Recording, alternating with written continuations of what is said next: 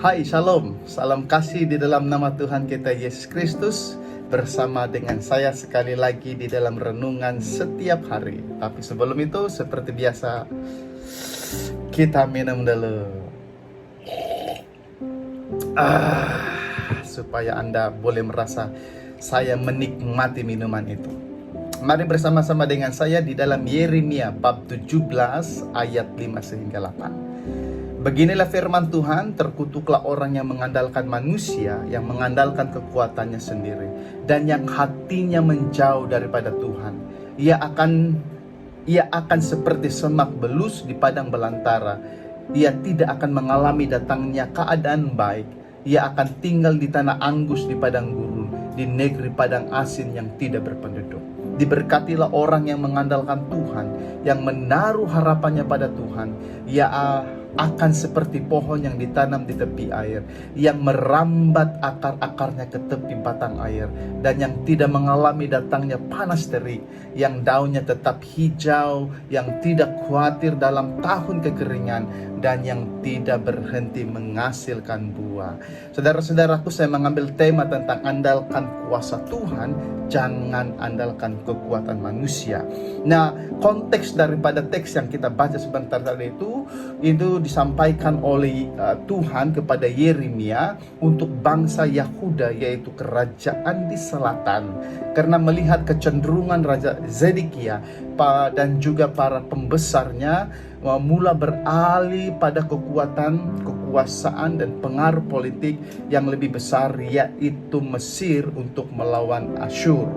Dan pelayanan Nabi Yeremia berdasarkan Yeremia bab yang pertama ayat yang kedua sampai ayat yang ketiga, yaitu dia melayani beberapa raja. Ada 5 raja, yaitu pada zaman pemerintahan raja-raja Yosia sehingga Yoas, kemudian Yoyakim, dan juga raja yang terakhir, yaitu raja yang kelima, yaitu Zedekia, sampai masa pembuangan ke Babel. Nah, saudara-saudaraku, ada 2 kuasa yang besar pada waktu itu, yaitu Mesir di bagian selatan dan Asyur di bagian utara.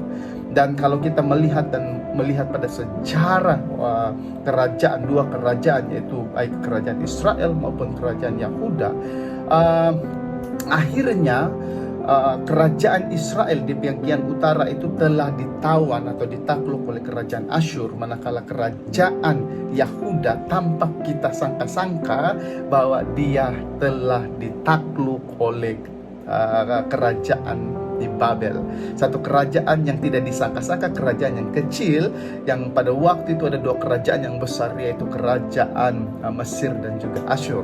Nah, teks ini mengingatkan kepada kita bahwa orang yang mengandalkan kekuatan manusia dan diri sendiri, apalagi tidak menjauhkan dirinya kepada Tuhan, tidak akan mengalami indahnya kehidupan, tetapi dia merasa semuanya menyiksakan dan tidak ada kebaikan yang dialami di dalam hidupnya. Itu kita boleh lihat di dalam teks itu. Dikatakan di sana, berfirmanlah Tuhan bahwa terkutuklah orang yang mengandalkan manusia, yang mengandalkan kekuatannya sendiri, dan yang hatinya menjauh daripada Tuhan.